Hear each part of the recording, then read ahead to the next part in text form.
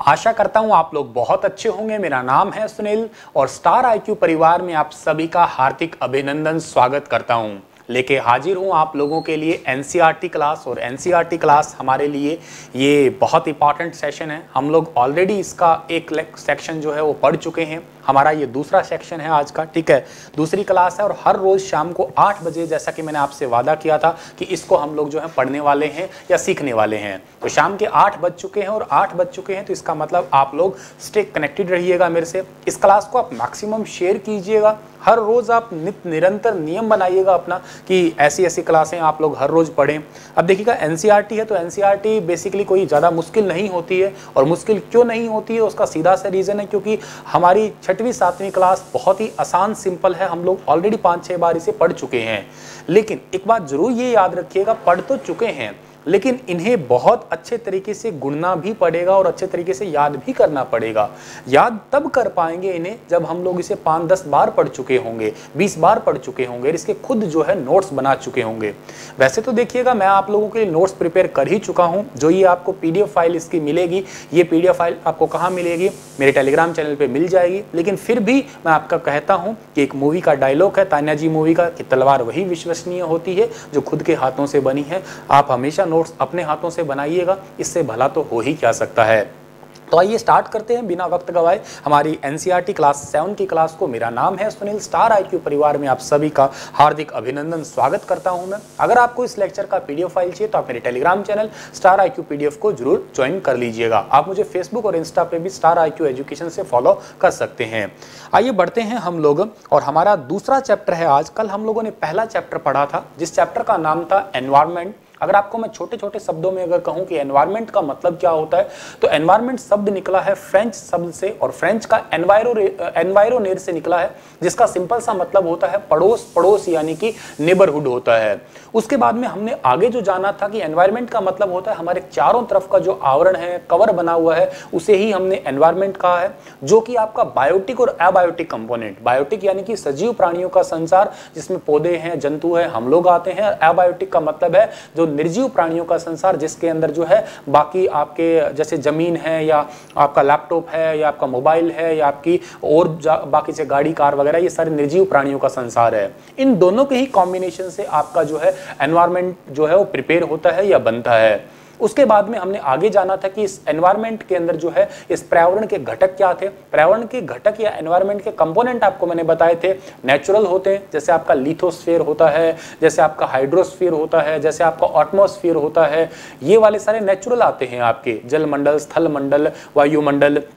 लेकिन जो आपका क्या कहते हैं मानव निर्मित कौन से होते हैं? इमारत है, कोई बिल्डिंग बनाई है तो हमने ही बनाई है ना वो, ठीक है। या मान लेते हैं हम लोग बिल्डिंग के अलावा कोई और गाड़ी है या कोई हमारा पहाड़ टाइप से हम लोगों ने पहाड़ का काट के मंदिर वगैरह बना दिया है, तो ये सारी चीज़ें जो है वो हमारे द्वारा बनाई गई है। एक समुदाय हो सकता है, कोई राजनीति की सरकार वगैरह बना सकते हैं हम लोग। ये सारी चीज़ें जो है पर्यावरण के ही घटक में ही आती है या कंपोनेंट ऑफ एनवायरनमेंट कहलाते हैं ये। आगे अगर हम लोग बढ़े थे तो इस एनवायरनमेंट के अंदर सबसे पहला लिथोस्फीयर बताया था मैंने आपको। लिथोस्फीयर में कहा था कि जमीन की सबसे ऊपर वाली परत जो होती है ये एक आपकी देखिएगा, अगर मैं बात करता हूं अर्थ के ऊपर 3 लेयर होती है। एक क्रस्ट होता है, एक मेंटल होता है, एक कोर होता है। ऊपर वाली लेयर जो है ये आपकी चट्टानों से और के साथ में जो है आपकी चट्टान और यहाँ पे कुछ और सारे मिनरल्स होते हैं इंपॉर्टेंट, इन्हीं दोनों से मिलके बनी होती है। इसको कवर किया होता है मिट्टी की एक पतली सी लेयर ने, जिसी को ही हम लोग लिथोस्फीयर यानी कि स्थल मंडल कहते हैं। ये इंपॉर्टेंट क्यों होता है? क्योंकि यहाँ पे जंगल है, यहाँ पे हम लोगों को खेती बाड़ी करने के लिए जमीन मिल जाती है, रहने के लिए जमीन मिल जाती है। बहुत सारे मिनरल्स होते हैं जो कि हमें आगे खनिज संपदा के रूप में, जैसे सोना है, चांदी है, लोहा है वगैरह, हमें मिलने प्राप्त करने के लिए बहुत ही जरूरी वाली चीज है। दूसरा मैंने आपको बताया था हाइड्रोस्फीयर। हाइड्रोस्फीयर यानी कि जलमंडल। पृथ्वी का ज्यादातर हिस्सा जो होता है वो जलमंडल से घिरा हुआ है, जिसके अंदर आपको मैंने बताया 71% जो है अर्थ का वो आपका पानी से ही ढका हुआ है। और इस 71% के अलावा रिमेनिंग कितना बच गया आपका 29%, ये आपका स्थल भूमि है, ये वाली आपकी जमीन है।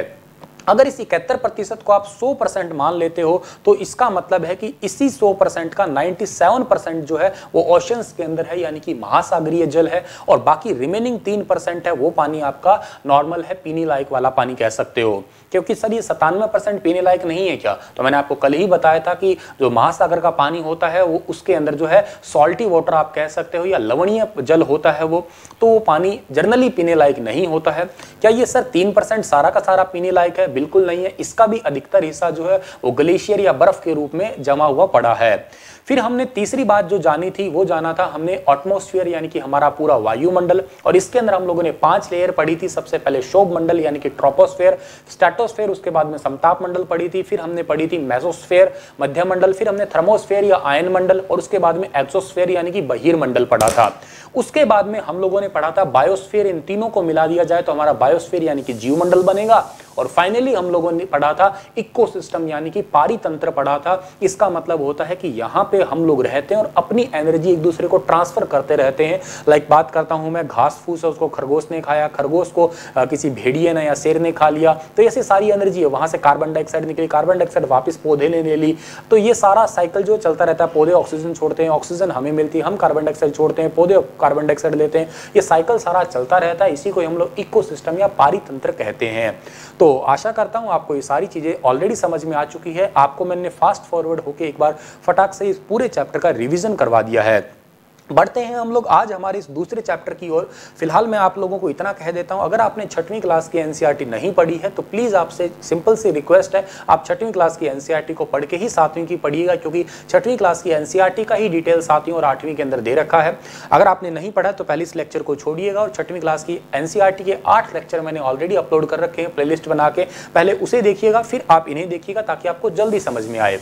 अब ये दूसरा चैप्टर का नाम क्या है? इनसाइड आवर अर्थ, यानी कि हमारी पृथ्वी के अंदर, हमारी अर्थ के अंदर बेसिकली क्या होने वाला है इसकी हमें डिटेल से पढ़ना है। यहाँ इस लेक्चर के अंदर अगर आपको मैं सम अप करूँ तो क्या पढ़ना है? मेनली हमें चट्टानों के बारे में पढ़ना है, कितनी टाइप की चट्टानें होती है। कभी आपने फ्यूल सुना होगा, जैसे पेट्रोल है, डीजल है, कोयला है, तो ये फ्यूल कहाँ से आया, ये कैसे बना, इनके बारे में पढ़ेंगे हम लोग। हम पढ़ेंगे कि ये संगमरमर कहाँ से आया, लाल बलुआ पत्थर कहाँ से आया, संगमरमर एक्चुअल में बना ही कैसे है, हम लोग इसके बारे में भी यहाँ पे पढ़ने वाले हैं। और हम लोग यहाँ पे ये भी पढ़ने वाले हैं कि जो ये साइकिल चलता रहता है चट्टानों का, ये कैसे होता है, ज्वालामुखी कैसे आता होगा। और हम लोग ये भी पढ़ने वाले हैं कि हमारी जो अर्थ है उसकी मोटाई कितनी है, एक्चुअल में इसके अंदर जो है वो क्या पाया जाता है। तो बहुत ही बेसिक सी चीजें, हालांकि इसी चैप्टर को हम लोग आगे जब 8वीं क्लास में जाएंगे तो और ज्यादा विस्तार से पढ़ने की कोशिश करेंगे, लेकिन जितना 7वीं क्लास की एनसीईआरटी ने दिया है उतना मैं आपको बताता हूं, टू द पॉइंट बताता हूं, बिना कोई आलतू फालतू बात के। चलिएगा स्टार्ट करते हैं। सबसे पहली डेफिनेशन क्या है? पहले हम डेफिनेशन पढ़ेंगे, फिर उसका हम लोग विस्तार से डिटेल जानने की कोशिश करेंगे, क्योंकि एनसीईआरटी जब आप पढ़ रहे हो तो उसका डिटेल डेफिनेशन पढ़ना आपके लिए बेहद जरूरी है। सबसे पहली बात यहां क्या दे रखी है हमें? The earth our homeland is dynamic planet. हमारी पृथ्वी जो है वो एक मातृभूमि और हमारा एक गतिशील ग्रह है। ये बात तो आप लोगों को अच्छे से पता है, नहीं पता तो आप लोग 6वीं क्लास की एनसीईआरटी का पहला दूसरा चैप्टर पढ़ लीजिएगा। वहां आपको मैंने यहाँ डिटेल से समझाया था कि हमारी अर्थ जो है वो घूमती है, और यकीनन आप लोगों को पता ही है कि 365 दिन 5 घंटे 48 मिनट 16 सेकंड ऐसे कुछ करके टाइम है, और यहाँ पे पूरे सूरज का एक चक्कर लगाती है, अपनी दूरी पे भी घूमते रहती है, जिस वजह से दिन रात वगैरह का ये चेंजेस वगैरह होता रहता है। तो हमारी पृथ्वी जो है जिस पे हम लोग रहते हैं, ये हमारी होमलैंड है, ये हमारी मातृभूमि है, और के साथ ये एक जो है गतिशील ग्रह है। गतिशील ग्रह यानी कि डायनेमिक प्लैनेट है, ये चलता ही रहता है। अगली बात ये कही है, it is constantly undergoing changes inside and outside. ये लगातार अंदर और बाहर परिवर्तन से गुजर रहा है। मतलब जितने चेंजेस के बाहर हमें दिखाई पड़ रहे हैं उतने के उतने चेंजेस जो हैं इसके अंदर भी होते हैं, इनसाइड भी इसके चेंजेस हमें देखने को मिलते हैं। आप देखिएगा ये छोटा सा हमारी एनसीईआरटी ने डायग्राम दिया है, डायग्राम नंबर 2.1 दिया है। अगर आपके पास में बुक है तो आप देख भी सकते हैं क्या कि पृथ्वी का आंतरिक भाग यानी कि आपका जो इंटीरियर ऑफ द अर्थ क्या दे रखा है, क्या होता है अर्थ के अंदर। सबसे ऊपर वाली लेयर जो है इसको हम लोग प्रपट्टी या कहते हैं, और यही हमारा स्थल मंडल है जिसको हमने कल वाली क्लास के अंदर जो है लिथोस्फीयर के बारे में जाना था। फिर दूसरा भाग जो आता है हमारा वो मेंटल का आता है, ठीक है, मेंटल होता है। और फिर तीसरा भाग जो होता है हमारा कोर का आता है, बिल्कुल मध्य भाग जो हमारा आ जाता है। और ये वाला डायग्राम भी मैंने आपको कल पढ़ाया था, समझाया भी था। कि जो हमारी लिथोस्फीयर का अगर मैं पार्ट बता रहा था, तो लिथोस्फीयर ये नहीं होता कि जमीन जो आपको दिख रही है वही जमीन है। कुछ हिस्सा ऐसा है जो ऊपर उठा हुआ दिख रहा है, जिसे हम लोग जानते हैं लाइक महाद्वीप हमारा हो गया, जैसे हमारा एशिया महाद्वीप हुआ, ऑस्ट्रेलिया हुआ, नॉर्थ अमेरिका हुआ, साउथ अमेरिका हुआ, ये यूरोप हुआ, ये तो महाद्वीप वाले पार्ट आ गए। लेकिन समुद्र तल जो होता है वहां पे भी आपका भूप्रपट्टी पाई जाती है, लेकिन समुद्र तल के नीचे पाई जाती है। अब इनको थोड़ा ज्यादा डिटेल से जानेंगे कि ये महाद्वीप जो है जमीन से उठा हुआ कितना किलोमीटर है या कितनी मोटी परत है, और महासागर वाली कितनी मोटी परत है, इसके बारे में जानेंगे। बेसिकली ये डायग्राम क्या कहता है, महाद्वीपीय परपट्टी और महासागरीय परपट्टी कहते हैं। महाद्वीपीय परपट्टी का मतलब जो आपको जमीन वगैरह दिख रही है महाद्वीपीय परपट्टी है, और जो समुद्र तल जो है वहां वाली जो परपट्टी उसके बाद में जो जमीन स्टार्ट होती है उसे हम लोग महासागरीय परपट्टी के नाम से पुकारा करते हैं। तो चलिए आगे बढ़ते हैं। तो पृथ्वी के आंतरिक भाग के बारे में बात करते हैं हम लोग, इंटीरियर ऑफ द अर्थ के बारे में बात करते हैं हम लोग। पहली डेफिनेशन क्या कही है, the uppermost layer over the earth surface is called as crust. पृथ्वी की सतह के ऊपर की परत को हम लोग क्रस्ट कहा करते हैं। आपको ये चीज समझ में आ गई, क्योंकि मैंने आपको कल वाले लेक्चर में इसको डिटेल से बता ही दिया था। पृथ्वी की सबसे ऊपर वाली परत जो होती है उसी को ही हम लोग क्रस्ट कहते हैं। ये वाली जो ऊपर वाली परत है इसी को हम लोग परपट्टी यानी कि क्रस्ट के नाम से पुकारा करते हैं। It is about 35 km on the continental masses and only 5 km on the ocean's floor। ये डेफिनेशन आज आपके लिए एक नई डेफिनेशन है पिछले लेक्चर्स के मुकाबले, और यूं कहिएगा ये वाला आपका डेटा जो है वो स्टैटिक जीके के अंदर आपको बहुत बहुत मदद करने वाला है।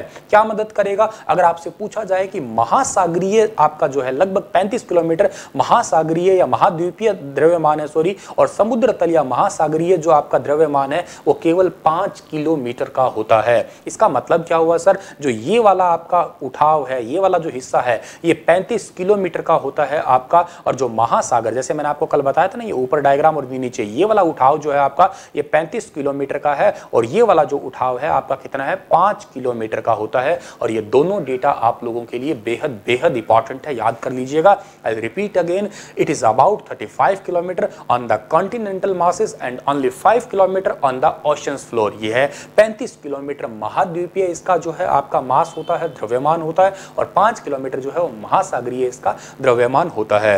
अगली इंपॉर्टेंट बात भी यहाँ पे एक नई है हमारे पास में, the main minerals constituents of the continental mass silica and alumina. महाद्वीपीय द्रव्यमान के मुख्य खनिज घटक सिलिका और एल्यूमिना होता है। महाद्वीपीय जो ये वाला पार्ट होता है ना, ये वाला पार्ट जो जमीन से ऊपर उठा वाला पार्ट है आपका, इसके जो मुख्य खनिज मेन मिनरल्स जो होते हैं यहाँ पे वो कौन कौन से होते हैं, एक तो सिलिका होता है, एक एल्यूमिना होता है, और ये दोनों ही इंपॉर्टेंट है आपके पेपर के लिए। ठीक है भाई, तो ये बात आपको समझ में आई। और इट इज दस कॉल्ड साइल, SI का मतलब सिलिका और L का मतलब एल्यूमा, यानी कि इसको हम लोग सियाल के नाम से भी पुकारते हैं। सिलिका और एल्यूमिना इसे कहा जाता है। बात समझ में आई ना आपको, बिल्कुल आई होगी। अगर आपसे ये पूछा जाए कि सियाल किसे कहते हैं, तो सियाल इसे कहते हैं इसमें सिलिका और एल्यूमिना पाया जाता है। अच्छा, सियाल किसे कहते हैं हम लोग, जो महाद्वीपीय आपका उठाव है उसी को ही हम लोग सियाल के नाम से पुकारते हैं। The ocean crust mainly consist of A silica and magnesium. जो ओशंस की जो महासागरीय परत है उसके अंदर मेनली क्या होता है, उसके अंदर सिलिका और मैग्नीशियम होता है, इस वजह से उसको सीमा के नाम से पुकारते हैं। सीमा मतलब SI मतलब सिलिका और मा मतलब मैग्नीशियम। समुद्री क्रस्ट में मुख्य रूप से सिलिका और मैग्नीशियम होते हैं, इसलिए इसे सीमा सिलिका और मैग्नीशियम कहा जाता है। ये बात भी आपको समझ में आई। अगली बात अगर हम लोग समझने की कोशिश करते हैं या जानने की कोशिश करते हैं, तो just beneath of the crust the mantle which extend up to depth of 2900 kilometre below the crust. Crust के ठीक नीचे मेंटल होता है, जो क्रस्ट के नीचे 2900 किलोमीटर गहराई तक फैला हुआ है। पहली परत मैंने आपको कौन सी बता दी, पहली परत बता दी क्रस्ट मैंने। क्रस्ट के ठीक नीचे जो होती है आपकी मेंटल होती है, और मेंटल जो है तकरीबन 2900 किलोमीटर गहराई तक फैला हुआ है आपका। The inner most layer is the core with the radius of about 3500 kilometre. लगभग 3500 किलोमीटर की त्रिज्या के साथ में अंतरम परत कोर होती है। जो कोर होती है वो 3500 मीटर फिर आपकी नीचे चली जाएगी। ठीक है, तो ये बातें आपको इतनी याद रखनी है। It is mainly made up of nickel and iron is called NiFe. जो ये बनी होती है मेनली किसकी बनी होती है, निकल और लोहे की बनी होती है, इसलिए इसे निफे के नाम से पुकारा करते हैं हम लोग। निफे कहते हैं यानी कि निकल और फेरस। ठीक है, the central core has very high temperature and pressure. केंद्रीय कोर के अंदर बहुत ही ज्यादा टेम्परेचर होता है, के साथ साथ में आपका जो है वो प्रेशर भी होता है के साथ। अभी आपको मैं डेफिनेशन समझा रहा हूं, उसके बाद में आपको डिटेल से इसका विस्तार भी बताता हूं। The crust forms only 1% of the volume of earth, 84% consist of the mental and 15% makes the core. ये लाइन आप लोगों के लिए बहुत इंपॉर्टेंट है। क्या कि क्रस्ट पृथ्वी के आयतन का केवल 1% होता है, 84% मेंटल होता है और 15% कोर होता है। और जो रेडियस ऑफ द अर्थ होती है वो कितनी होती है? 6371 किलोमीटर की जो है वो आपकी रेडियस होती है। चलिए अब आप इस पूरी कहानी को समझने का प्रयास कीजिएगा, क्या है ये पूरी कहानी, ठीक है। हमारी जो पृथ्वी होती है, पृथ्वी की 3 परतें होती है, मेनली 3 परतें होती है। पहली परत आपको कौन सी बताई है मैंने? क्रस्ट बताई है, क्रस्ट यानी कि जो बाहर वाली प्रपट्टी होती है। दूसरी आपको मैंने कौन सी बताई है? मेंटल बताई है, ठीक है, मेंटल। और तीसरी कौन सी बताई है आपको मैंने? कोर बताई है। जो ये आपकी क्रस्ट होती है ये बहुत ही पतली सी लेयर होती है, ठीक है, बहुत ही पतली सी फाइन सी लेयर होती है, बहुत ही पतली सी, या इसे फाइन सी लेयर कहते हैं हम लोग। और ये जो है हमारी ओवरऑल जो है आयतन का कितना? केवल 1% होता है आपका। मतलब आप ओवरऑल 100% निकालते हैं तो पूरी अर्थ का आंतरिक स्ट्रक्चर का केवल 1% इसके पास में हिस्सा होता है। इसी लेयर के ऊपर 2 चीजें आपकी मेन है। एक तो आपका कौन सा स्ट्रक्चर है? महाद्वीपीय स्ट्रक्चर पाया जाता है, और इसी के ऊपर ही एक आपका जो है वो महासागरीय स्ट्रक्चर भी पाया जाता है, महासागरीय स्ट्रक्चर भी पाया जाता है आपका।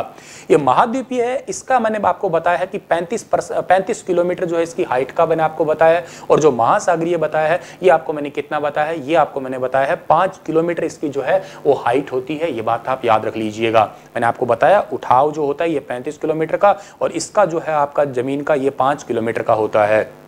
ये आप समझे, पृथ्वी की पहली जो लेयर होती है ये मिट्टी की पतली सी लेयर है, जहां पे लगभग खनिज संपदा वगैरह पाई जाती है। पतली सी लेयर है, पूरे 100% का केवल 1% है। इस पे भी 2 चीजें हैं, एक महाद्वीपीय और एक महासागरीय। महाद्वीपीय आपका 35 किलोमीटर और महासागरीय आपका 5 किलोमीटर है। समझ गए आप लोग? अब ये जो मेंटल होता है ये आपका सबसे ज्यादा परसेंटेज जो है ये घेर लेने वाला है। सबसे ज्यादा परसेंटेज कितना घेर लेने वाला है? अभी मैंने आपको बताया है, इसका जो वॉल्यूम होता है, इसका जो आयतन होता है वो आपका 84% होता है, जो कि सबसे ज्यादा होता है आपका, ठीक है, सबसे ज्यादा इसी का ही होता है। और कोर के अंदर मैंने 2 चीज आपको सबसे ज्यादा बताई। एक तो क्या होता है, यहां पे आपका कोर के अंदर सबसे ज्यादा टेम्परेचर होता है, और इसी कोर के अंदर सबसे ज्यादा आपका प्रेशर भी होता है, यानी कि दाब भी इसके अंदर सबसे ज्यादा होता है। ताप और दाब जो है दोनों ही यहाँ पे सबसे ज्यादा होते हैं। ये बात आप याद कर लीजिएगा। और फिर मैंने आपको साथ में क्या बताया कि निकल और फेरस, कोर के अंदर जो है निफे नाम बताया हमने, निकल प्लस में फेरस पाया जाता है। और एक बात याद कर लीजिएगा, हमारी धरती के अंदर लोहा ज्यादा है और धरती घूम रही है। लोहा जब घूमता है ना तो क्या बनता है? मैग्नेट बनता है। तो आपसे अगर पूछा जाए कि चुंबकीय आपकी फोर्स जो है, आपका मैग्नेटिक फोर्स जो है वो कहां से आता है? वो आपकी धरती में इसी वजह से ही आता है। ये पॉइंट भी आप लोग अपने मन में क्लियर करके चलिएगा। एक बार मैं आपको फिर से फटाफट जो है रिवाइज करवा देता हूं। क्या मैंने आपको बात बताई है? सबसे पहले बात आपको मैंने जो बताई है वो ये है कि द अपर मोस्ट लेयर और the earth surface is called as crust. जो हमारी धरती के ऊपर वाली परत है इसको हमने क्रस्ट कहा है। It is about 35 kilometre on the continental masses. महाद्वीपीय द्रव्यमान इसका 35 किलोमीटर होता है। Only 5 kilometre oceans floor. जो हमारा महासागरीय फ्लोर का द्रव्यमान है वो कितना? 5 किलोमीटर का होता है। इसके अंदर मुख्य घटक कौन से हैं? सिलिका और एल्यूमिना पाया जाता है। जिस सिलिका और एल्यूमिना, जिसको हम लोग जो है सियाल के नाम से जानते हैं, सिलिका और एल्यूमिना, ठीक है। और इस डायग्राम में आप देख पा रहे होंगे ये ऊपर वाला हिस्सा जो है, ये वाला हिस्सा जो है आपका महाद्वीप वाला है, और ये वाला आपका महासागर का है। उसके बाद में ये मेंटल है, उसके बाद में ये कोर वाला हिस्सा है आपका। उसके बाद में मैंने आपको बताया है क्या कि ओशन क्रस्ट, ओशन की जो क्रस्ट होती है mainly consist of A silica and magnesium. जो महासागर के अंदर है, महाद्वीप के अंदर तो आपको मैंने बता दिया सिलिका और एल्यूमिना है, लेकिन महासागर के अंदर क्या है? सिलिका और मैग्नीशियम है, जिसको हम लोग सीमा के नाम से पुकारा करते हैं। उसके बाद में मैंने आपको बताया है आगे जो भाग गया है आपका मेंटल के पास हम लोग जो पहुंचे हैं, तो कौन सा कहा है मैंने आपको? The mantle which extend up to depth of 2900 kilometre. Mantle जो होता है इसका डेप्थ कितना होता है आपका? 2900 किलोमीटर का होता है, ये याद रखिएगा आप लोग। और जो कोर होता है वो आपका 3500 किलोमीटर रेडियस तक भी चला जाता है आपका।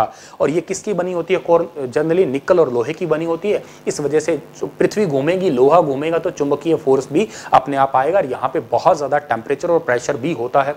और ये बात भी एक आपको फाइनली याद कर लेनी है। फिर से क्या बात याद करोगे आप लोग कि जो हमारी क्रस्ट है वो पृथ्वी के आयतन का केवल 1% होता है। जो मेंटल होता है वो 84% होता है। जो कोर होता है वो 15% होता है। और अर्थ का रेडियस कितना बताया मैंने आपको 6371 किलोमीटर।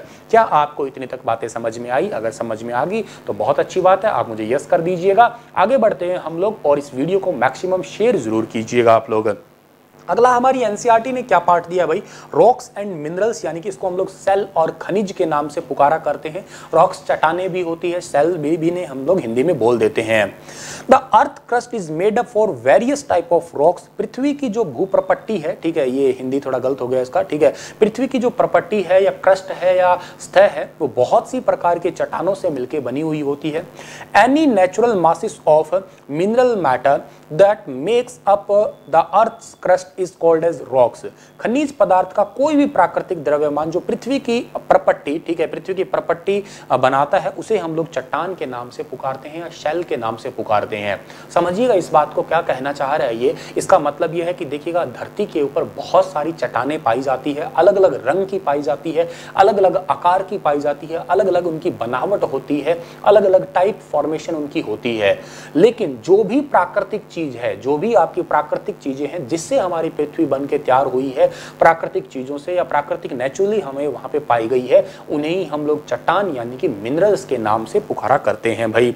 अब आप देखिएगा यहाँ बहुत सारे पत्थर आपको मैंने डायग्राम में दिखा रखे होंगे, ये सारे के सारे चट्टानों के ही रूप है। अब मेनली अगर आप मुझसे पूछे सर ये चट्टानें कितने टाइप की होती है, तो आपको यहाँ पे दिख रही होंगी टोटल 3 टाइप की चट्टानें।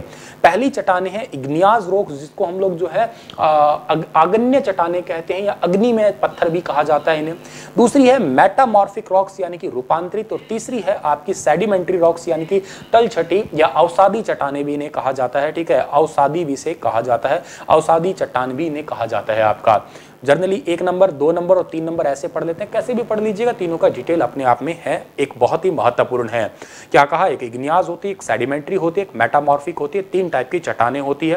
मैं आपको इस डायग्राम को अच्छे से क्लियर करूंगा, पर उससे पहले आप लोगों को मैं ये क्लियर कर देता हूं कि ये जो शब्द हैं तीनों, ये कहाँ से निकल के आए हैं, शब्द की उत्पत्ति कहाँ से हुई है, वर्ड ओरिजिन कहाँ से हुए हैं। और ये चीज़ आप लोगों के लिए इंपॉर्टेंट होती है, क्यों? क्योंकि इन्हें जो है स्टैटिक जीके के अंदर जनरली आपके एसएससी वगैरह एग्जाम जो है वो यही चीज़ें पूछते हैं। सबसे पहले इग्नियाज है, ये एक लैटिन वर्ड है, ये इग्निस से निकला है जिसका मतलब होता है अग्नि। अग्नि, इग्निस आप नॉर्मली बोलते हैं तो भी आपका वर्ड आ ही रहा है, आपकी जुबान पे चढ़ ही रहा है। दूसरा सेडिमेंट्री, ये लैटिन शब्द है, सेडिमेंटम से निकला है जिसका मतलब होता है स्थिर होता है। और तीसरा है मेटामॉर्फिक, ये ग्रीक वर्ड है और ये मेटाफोरस से निकला है जिसका मतलब होता है रूप परिवर्तन यानी कि बदलाव आपका। इंग्लिश में से हम पढ़ते हैं तो इग्नियाज लैटिन वर्ड होता है, इग्निस मीन्स होता है फायर आपका। सेडिमेंट्री लैटिन वर्ड है, सेडिमेंटम से निकला है, मीन्स सेटल डाउन होता है। और मेटामॉर्फिक ग्रीक वर्ड है, मेटाफोरस, मेटाफोरस से निकला जिसका मतलब होता है आपका चेंज ऑफ फॉर्म, रूप का परिवर्तन। तो फिर से आपको मैं कहना चाह रहा हूं, यहाँ पे क्या कहना चाह रहा हूं कि ये जो तीनों वर्ड हैं आपको अच्छे से याद कर लेने हैं। क्या वर्ड याद करेंगे आप लोग कि 3 वर्ड है इग्निस, इग्निस और सेडिमेंट्री, दोनों ही आपके लैटिन से निकले हुए हैं। दोनों ही किससे निकले हुए हैं? आपके लैटिन वर्ड से निकले हुए हैं। इग्निस का मतलब अग्नि होता है, सेडिमेंट्री का मतलब स्थिर यानी कि सेटल डाउन होता है। लेकिन मेटामॉर्फिक जो है इसका मतलब जो है ये ग्रीक वर्ड है, और ये ग्रीक वर्ड कहां से निकला हुआ है? आपका ग्रीक वर्ड निकला हुआ है मेटाफोरस से, और ग्रीक शब्द है एक मेटाफोरस, वहां से ये आपका निकल गया मेटामॉर्फिक, और इसका सीधा मतलब होता है आपका चेंज ऑफ फॉर्म यानी कि रूप परिवर्तन। तो चलिए इतनी बात तो आपको समझ आ गई। अब आप इनको सभी को डिटेल से पढ़िएगा। आग्नेय चट्टानों को यानी कि इग्नियाज को हम लोग पढ़ने की कोशिश करते हैं। चलिएगा पहले हम लोग इनकी डेफिनेशन जान लेते हैं, फिर आपको मैं वैसे ही विस्तार से बताऊंगा दोबारा। When the molten magma cool, it becomes solid rocks, thus formed are called igneous rock. जब पिघला हुआ मेग्मा ठंडा हो जाता है तो ये ठोस हो जाता है, इस प्रकार से बनने वाली चट्टानों को आग्नेय चट्टान कहा जाता है। दूसरी डेफिनेशन क्या कही है कि these are also called primary rocks, इन्हें प्राथमिक चट्टान भी कहा जाता है। अगली बात क्या कही है, ये इग्नियाज रॉक्स जो है ये 2 टाइप की होती है। पहली है अंतः भेदी चट्टान यानी कि इंट्रूसिव रॉक, और दूसरी क्या कही गई है, बाह्य भेदी चट्टान यानी कि एक्सट्रूसिव रॉक होती है आपकी ये। अब ये एक्सट्रूसिव और इंट्रूसिव का मतलब क्या होता है वो भी आपको मैं बता देता हूँ, फिर आपको मैं डायग्राम पे लेके चलूंगा। देखिएगा जब पिघला हुआ लावा पृथ्वी की सतह पर आता है तो ये तेजी से ठंडा हो जाता है और ठोस हो जाता है। क्रस्ट पर इस तरह से बनने वाली चट्टानों को हम लोग एक्सट्रूसिव या अगण्य चट्टान के नाम से पुकारते हैं। When the molten lava comes on the earth's surface, it rapidly cool down and the become solid rocks formed in a such a way the crust are called exclusive igneous rock, ठीक है। और they have a very fine grain structure, for example basalt, Deccan प्लेटू, it is made of basalt rock. ये इसका जो है बहुत ही महीन से छोटे छोटे दाने से होते हैं। इसका उदाहरण है बेसाल्ट, दक्कन का पठार या दक्कन का पठार, बेसाल्ट चट्टानें इसका सीधा सा उदाहरण है। दूसरी ओर बता देता हूँ, उसके बाद में डिटेल और बताता हूँ। इसकी जो आपकी अंतःभेदीय यानी कि जो इंट्रूसिव रॉक्स होती है, इसका मतलब क्या है, जो पिघला हुआ मेग्मा पृथ्वी की प्रपट्टी के अंदर ही गहराई तक ठंडा हो जाता है, इस प्रकार की ठोस चट्टानें बनाता है, उसे ही हम लोग अंतःभेदी चट्टान कहते हैं। The मॉल्टन मेग्मा cool down deep inside the earth crust, solid rocks formed called intrusive मेग्मा rocks. और चूंकि ये धीरे धीरे शांत होते हैं इसलिए इसके बड़े बड़े दाने होते हैं। ग्रेनाइट एक ऐसी चट्टान का ही उदाहरण होता है, ठीक है। तो चलिए ये बात आपको मैंने समझा दी। अब आप इस डायग्राम को देखिएगा और समझने का प्रयास कीजिएगा कि ये जो आपके चट्टानें हैं या सारी की सारी जो आपकी तीनों टाइप की चट्टानें हैं, ये क्या कहती हैं हमें या क्या समझाने की कोशिश कर रही है। सबसे पहले चलो मैं आपको खुद एक डायग्राम बनाता हूं। मान लेते हैं हमारी जो है ये पृथ्वी की भूप्रपट्टी है, ठीक है, जिसपे हम लोग जो है मान लेते हैं कि ये हैं हम लोग बैठे हैं, ठीक है। ये रमलू बैठा है, टमलू बैठा है, जो भी बैठा है, एक आदमी बैठा है, ये ठीक है। इसके अंदर जो है, इस पृथ्वी के अंदर बहुत सारा मेग्मा भरा हुआ है, ठीक है। अब ये मेग्मा क्या होता है मैं आपको यहाँ पे बता देता हूँ। मेग्मा का मतलब है यहाँ पे वो चट्टानें जो हैं वो बहुत ज़्यादा हाई प्रेशर की वजह से या हाई टेम्परेचर की वजह से जो है वो एक लिक्विड टाइप का फॉर्म ले लेती है, उबलने से लग जाती है। जैसे यूं समझ लीजिएगा हमारा कि ये जो है हम लोग खाना पका रहे हैं, कुकर टाइप का है, प्रेशर कुकर टाइप का है, या यूं कह दीजिएगा हमारा पतीला है जिसके ऊपर हमने ढक्कन रख रखा है और उसके अंदर अगर हम नीचे हम लोग गैस जला रहे हैं, यहाँ पे हम लोग अगर नीचे गैस जला रहे हैं तो जाहिर सी बात है उसके अंदर जो पानी भरा हुआ है या उसके अंदर जो भी चीज़ है वो बाहर उफरने की कोशिश करेगा। दूध का पतीला है तो दूध गर्म होकर बाहर निकलने की कोशिश करेगा। ऐसे इसके अंदर जो है चट्टानें वगैरह हैं। और आपको मैंने अभी बताया कि हमारी जो कोर है उसके अंदर बहुत ही हाई टेम्परेचर और हाई प्रेशर है, तो ये सारा का सारा उफरने उबलने की कोशिश कर रहा है, बाहर निकलने की कोशिश कर रहा है। लेकिन ये बाहर निकल क्यों नहीं रहा? क्योंकि मैंने आपको अभी बताया कि जो हमारी अर्थ जो है, अर्थ की क्रस्ट महाद्वीप वाला पार्ट जो है ये 35 किलोमीटर मोटी एक मोटी सी परत है। इस वजह से जो है ये बाहर निकलता नहीं है जनरली। लेकिन कई बार ऐसा हो जाता है, कई जगह ऐसे देखने को मिलता है, जो हमारी अर्थ की प्रपट्टी है, हमारी अर्थ की क्रस्ट जो है वो पतली पड़ जाती है और पतली पड़ने की वजह से जो है वहां पे एक ज्वालामुखी विस्फोट होता है, वहां पे एक ज्वालामुखी विस्फोट होता है। और वो ज्वालामुखी विस्फोट से जो है वैल्किनोज जो आते हैं वहां से निकलता है लावा निकलता है, ठीक है। और ये जो लावा है ये धीरे धीरे यहाँ पे आके जो है वो जमा हो जाता है, ऐसे ऐसे करके आपका यहाँ पे जमा हो जाता है। यही लावा जो है जमा हुआ है कभी धीरे धीरे ठंडा होएगा और जैसे ही ये ठंडा होता है इसी से ही चट्टानें बन जाती है। और ऐसे बनी हुई चट्टानों को ही हम लोग क्या कहते हैं? ऐसे बनी हुई चट्टानों को ही हम लोग आग्नेय चट्टान के नाम से पुकारा करते हैं। मेरी बात आपको समझ में आई होगी कि हमारी अर्थ की प्रॉपर्टी है, उसके ऊपर जैसे ही अंदर से ज्वालामुखी से लावा निकलता है, जैसे वो लावा ठंडा होता है हमारा, उसी को ही हम लोग क्या है आग्नेय चट्टान के नाम से पुकारते हैं। लेकिन आग्नेय चट्टान सर जी आपने दो टाइप की बताई है, एक आपने बताई है अंतःभेदी, एक आपने बताई है बाह्य भेदी। इसके लिए आपको ये वाला डायग्राम जो है बहुत ज़्यादा मदद करेगा। अभी मैंने आपको बताया कि हमारी जो अर्थ होती है उसकी लेयर है, लेकिन कहीं जगह पे पतली पड़ जाती है, इसके इसी वजह से उसके अंदर से जो है ये मेग्मा निकलता है लावा के रूप में और ऐसे ये जमा हो जाता है। तो यहाँ पे जो बनती है चट्टान ये आग्नेय चट्टान बनेगी, ठीक है। ये तो बात आपको समझ में आ गई है। लेकिन कई बार क्या होता है आपका, इसको हम लोग ऐसे समझने की कोशिश करें कि मान लेते हैं हमारी अर्थ की क्रस्ट है और इसके ऊपर ये वाली मोटी वाली लेयर है, ठीक है। और अंदर से जो है बहुत ही ज़्यादा जो है हाई प्रेशर आया है, बहुत ही ज़्यादा हाई प्रेशर जो है अंदर से निकल के आया। सॉरी ये डिलीट हो गया, इसको मैं दोबारा बनाता हूँ, ठीक है। अंदर से ये मान लेते हैं हमारी अर्थ की जो है प्रॉपर्टी है, बहुत ही मोटी सी प्रॉपर्टी है, ठीक है। इसको इसके नीचे जो आपको मैंने अभी बताया था क्या कि इसके नीचे आपकी एक बहुत ही मोटी सी परत है, ठीक है। ये एक मोटी सी परत में हम बना ली है, ठीक है। ये एक मोटी सी परत है जो कि 35 किलोमीटर के आसपास महाद्वीपीय इसका विस्तार है, ठीक है। इतनी मोटी परत होने की वजह से आपका क्या है कि ये जो है सारा का सारा इसका मेग्मा जो है या लावा जो है यहाँ से वो बाहर निकल नहीं पाता। कई जगह पे ये छोटी सी होती है, पतली सी होती है, इसी वजह से यहाँ से मान लेते हैं यहाँ पे भी मोटी परत है और यहाँ से तो ये बाहर निकल गया ज्वालामुखी और यहाँ पे तो खैर ठीक है लावा जम गया और आग्नेय चट्टान बन गई। लेकिन क्या हुआ, आपका प्रॉब्लम ये आई कि यहाँ पे बाहर नहीं निकल पाया तो ये लावा जो है इसके अंदर ही घुस गया। यहाँ पे ये लावा आ गया, यहाँ पे ये लावा आ गया, ठीक है। अब बाहर निकला हुआ तो क्या हुआ कि ठंडा हो रहा है अलग तरीके से, लेकिन इसके अंदर से जो ठंडा हो रहा है ना वो बड़ा धीरे धीरे ठंडा होगा। बाहर निकलेगा तो अलग अलग टुकड़े भी बन जाएंगे, अलग अलग टुकड़े हैं तो जल्दी ठंडा हो जाएगा। अब मैं मान लेता हूं कि हम लोग रोटी बनाते हैं, रोटी को अलग अलग रख देते हैं तो जल्दी ठंडी हो ही जाएगी, लेकिन एक साथ बहुत सारी चीजें गरम गरम रख देंगे, पास पास रहेगी तो देर से ठंडी होएगी। ये वाली जो चट्टानें बनेंगी आपकी, यहाँ पे भी जो चट्टानें बनेंगी इकट्ठा होने की वजह से, ठीक है, इन्हीं चट्टानों को हम लोग जो है अंतःभेदी के नाम से जानते हैं, इन्हीं को हम लोग जो है अंतःभेदी चट्टान के नाम से पुकारते हैं। और जो लावा बहुत ऊपर ना जाए, केवल परपट्टी पे आके रह जाए, इन्हें हम लोग बाह्य भेदी चट्टान के रूप में जाना करते हैं। आइए मैं आपको फिर से डेफिनेशन पढ़ा देता हूं ताकि आपको अच्छे से समझ में आ जाए। जब यह पिघला हुआ लावा पृथ्वी की सतह पर आता है और तेजी से जो है आपका ठंडा हो जाता है, ठोस हो जाता है क्रस्ट के ऊपर, ऐसी ही चट्टानों को हम लोग क्या कहते हैं, ऐसी ही चट्टानों को हम लोग किस नाम से पुकारते हैं, एक्सट्रेसिव इग्नियस रॉक्स के नाम से पुकारा जाता है आपका, ठीक है। एक्सट्रेसिव इग्नियस रॉक के नाम से उन्हें पुकारा जाता है। ये बहुत ही फाइन से ग्रेन होते हैं, छोटे छोटे टुकड़े होते हैं, अलग अलग अपने आप ही ठंडे हो जाते हैं। इनका एग्जाम्पल है दक्कन प्लेटू। अगर आपसे पूछा जाए दक्कन का जो पठार है ना वो किसका उदाहरण है, दक्कन का पठार आपका है आग्नेय चट्टान का। लेकिन आग्नेय में भी कौन सी चट्टान आपको याद रखना है, बाह्य भेदी का है, क्योंकि वो आपका पठार से, पठार और पहाड़ में इतना ही अंतर है, पहाड़ तीखा तीखा ऐसे ऊपर होता है, पठार प्लेटू जो होता है ऐसे प्लेन सा होता है आपका, थोड़ी सी ही उसकी ऊंचाई होती है और बेसाल्ट टाइप का होता है, छोटे छोटे महीन से दाने। इसी वजह से गुजरात और महाराष्ट्र की जो मिट्टी है वो काली मिट्टी आप देखिएगा भुरभुरी सी टाइप की ही होती है, जो कि लावा मिट्टी के नाम से भी पुकारते हैं हम लोग काली मिट्टी को।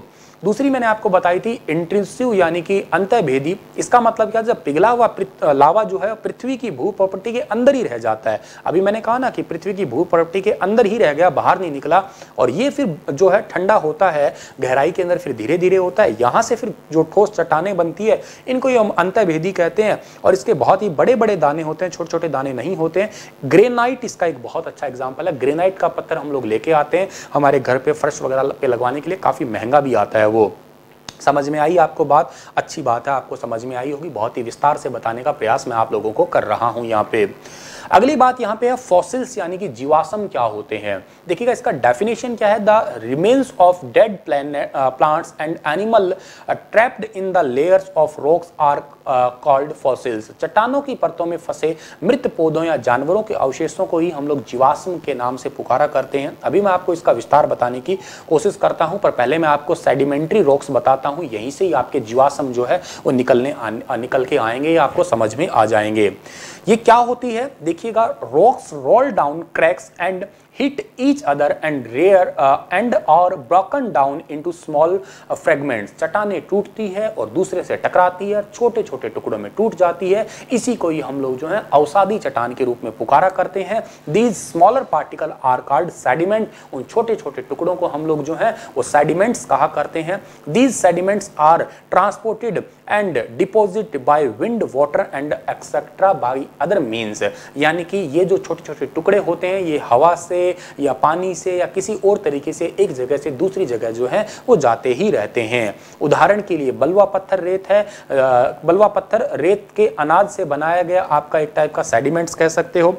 और इन चट्टानों पे these rocks may also contain fossils of plant, animal and other microorganism that once lived on them। इन चट्टानों में पौधे, जानवर और अन्य सूक्ष्म जीव के जीवाश्म पाए जाते हैं जो कभी उन पर रहते थे। और ये ही बात आप लोगों के पेपर में, इवन यूपीएससी एग्जाम में भी इसे पूछा गया है, तो ये बहुत बहुत इंपॉर्टेंट वाली बात है। अब आप समझ जाइएगा कि ये क्या है मतलब पूरा का पूरा। मान लेते हैं कि आपका ये पहाड़ है एक। देखिएगा, आप लोगों ने 3 टाइप की प्रक्रिया जो है वो कई दिनों से जो है वो पढ़ रखी होगी। जैसे हमारी अन्नाछादन की प्रक्रिया होती है, उसके अंदर जो है आपकी एक होता है अपक्षय होता है, ठीक है, और एक आपका जो है अपर्दन होता है, इरोजन जिसको बोलते हैं, अपर्दन होता है, ठीक है, और एक आपका होता है निक्षेपण होता है, ठीक है, निक्षेपण जिसको हम लोग पुकारते हैं। ये 3 प्रक्रिया हमारी जो है वो अन्नाछेदन की होती है।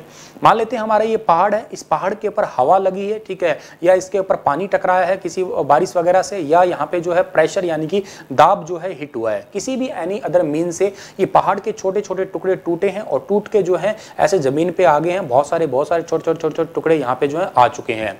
फिर जो है दोबारा इसी प्रक्रिया को ही, ये जो छोटे छोटे टुकड़े टूट के आए हैं आपके, ठीक है, इन्हीं को ही हम लोग अवसाद के नाम से जानते हैं। अवसाद होते हैं ये, इनको हम लोग सेडिमेंट्स के नाम से पुकारा करते हैं, ठीक है। उसके बाद की बात क्या आती है आपकी, ठीक है, फिर हवा आती है या आपका पानी आता है, बहुत तेज बारिश आती है, फिर ये टूट के आगे जाते हैं। तो फिर इस प्रक्रिया को हम लोग जो है अपर्दन के नाम से पुकारते हैं, अपर्दन के नाम से जानते हैं। अपक्षय हुआ, फिर अपर्दन भी हो गया, और फिर आपका दोबारा जब आगे जाते हैं तो ये छोटे छोटे टुकड़े जो हैं अलग से हो जाते हैं आपके, और इनके ऊपर फिर बाद में जो है दाब लगता है, और दाब के साथ साथ ताप भी लगता है। तो ये वाली आपकी इकट्ठी हो जाती है, मर्ज हो जाती है, और इसी मर्ज हुई चट्टान, यही आपकी फाइनली बन जाती है एक चट्टान, जिसी को हम लोग बोलते हैं क्या, अवसादी चट्टान के रूप में, या अवसादी चट्टान, अवसादी रॉक्स के नाम से, या सेडिमेंट्री रॉक्स के नाम से इसे पुकारते हैं। क्यों? क्योंकि ये अवसादों से तो मिलके बनी है ना। एक बार फिर से रिपीट कर देता हूं, मैंने आपको क्या बताया है मेनली, कि हमारा ये मान ली पहाड़ है, पहाड़ को छोटे छोटे टुकड़ों से अवसाद इसके टूट के आते हैं, ठीक है, यही टुकड़े जो है आगे फिर टूट के जाते हैं और छोटे होते हैं अपर्दन की वजह से, ठीक है, और फिर आपके आगे और जब छोटे के टूटे टुकड़े जाते हैं ये, तो इनको आपस में बहुत ज्यादा हाई प्रेशर या टेम्परेचर मिलने के बाद में ये जो है आपके एक चट्टान का रूप ले लेते हैं, जिसको हम लोग जो है अवसादी चट्टान के रूप में जानते हैं, सेडिमेंट्री रॉक्स के नाम से जानते हैं। अब देखिएगा, कभी ना कभी यहाँ पे कोई जीव रहा होगा, पेड़ पौधे रहे होंगे, वो भी क्या है यहाँ पे दब जाते हैं, फंस जाते हैं, और यही इन्हीं चीजों का ही जीवाश्म बन जाता है, फॉसिल्स बन जाता है, जिसे हम लोग ईंधन के रूप में प्रयोग किया करते हैं। ईंधन यानी कि आपका फ्यूल के रूप में उन्हें हम लोग प्रयोग किया करते हैं। अब आपको शायद ये फॉसिल्स की डेफिनेशन जो है वो क्लियर हो गई होगी बहुत अच्छे से, और ये बात भी इंपॉर्टेंट याद रहेगी कि केवल और केवल फॉसिल्स जो है वो सेडिमेंट्री रॉक्स के अंदर पाए जाते हैं, बाकी किसी में नहीं रहते हैं आपके।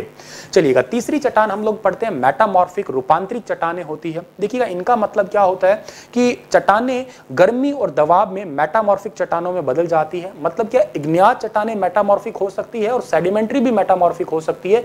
धीरे धीरे टेम्परेचर से या प्रेशर से या जैसे जैसे रूपांतरित होती रहती है, अपना रूप बदल लेती है। इन्हीं को ही हम लोग जो है वो मेटामॉर्फिक चट्टाने के रूप में जो है पुकारते हैं। चट्टानें गर्मी और दबाव की वजह से ही मेटामॉर्फिक चट्टानें बनती हैं आपकी, ठीक है। तो ये बात आप जो है अच्छे से याद कर लीजिएगा, ठीक है भाई। और इसका एग्जाम्पल अगर मैं आपको देना चाहूँ यहाँ पे, तो इसका एग्जाम्पल है ये वाले स्मारक। जैसे लाल बलुआ पत्थर है, ठीक है, ये भी एक मेटामॉर्फिक चट्टानों का उदाहरण है, ठीक है। चूना पत्थर है, वो संगमरमर बन जाता है, संगमरमर का ताजमहल बना हुआ है। तो आपसे पूछा जा सकता है कि ताजमहल है वो कौन सी टाइप की चट्टान है, तो आप मेटामॉर्फिक कह सकते हो उसे, ठीक है। तो ये बात आप अच्छे से याद कर सकते हैं।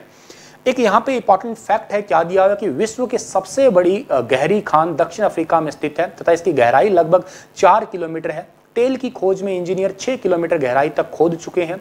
पृथ्वी के केंद्र तक पहुंचने के लिए जो बिल्कुल असंभव है, आपको समुद्र की सतह पर 6000 किलोमीटर तक गहराई तक खोदना होगा। पृथ्वी के केंद्र में देखो जाना बहुत ही मुश्किल है। क्यों मुश्किल है? क्योंकि वहां पे इतना ज्यादा टेम्परेचर है जिसको सहा ही नहीं जाएगा। लेकिन ये पॉइंट आप याद कर सकते हो, the deepest mine in the world is in South Africa. It is about 4 kilometre deep. In the search of oil engineers have dug hole about 6 kilometre deep. तो अब ये फैक्ट है, आप इसे याद कर लीजिएगा।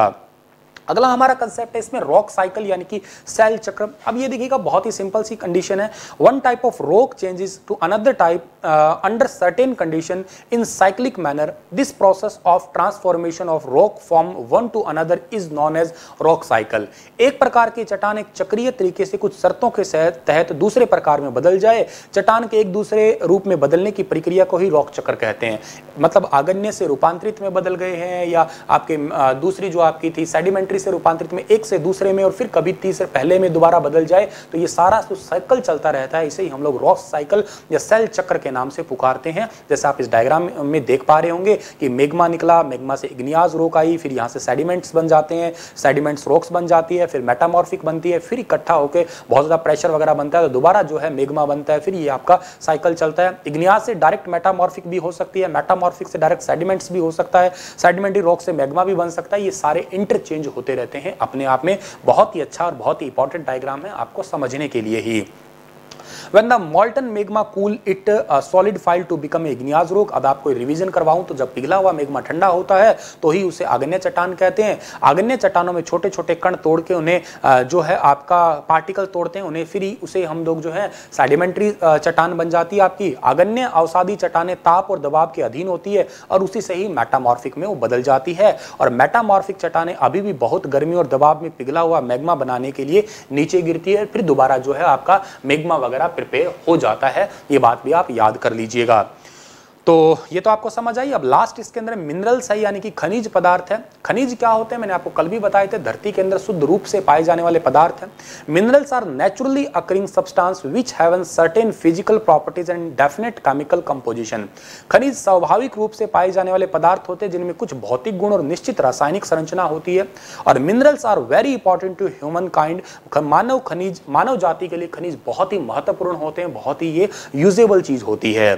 सम are used as fuel for example, और कुछ ऐसे होते हैं मिनरल्स जो हमारी क्या कहते हैं एज अ फ्यूल यूज होते हैं, जैसे कोयला होता है, नेचुरल गैस है, पेट्रोलियम है। They are also used in industries like iron, aluminium, gold, uranium etcetera, medicine, in fertilisers वगैरह एक्सेट्रा क्षेत्रों में इनका यूज किया जाता है आपका। तो आप सभी को पता है खनिज तो सोना चांदी वगैरह जो है ही आपके, जिन्हें हम लोग जो है यूज किया करते हैं।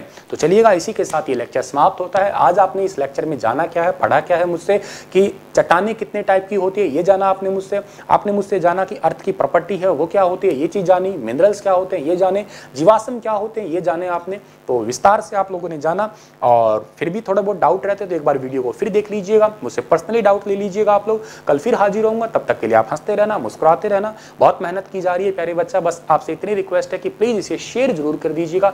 धन्यवाद। हंसते रहना, मुस्कुराते रहना। सुबह 5 बजे हरियाणा करंट अफेयर के लिए आपसे जो है वो मिलने वाला हूं मैं। तब तक के लिए मुझे इजाजत दीजिएगा।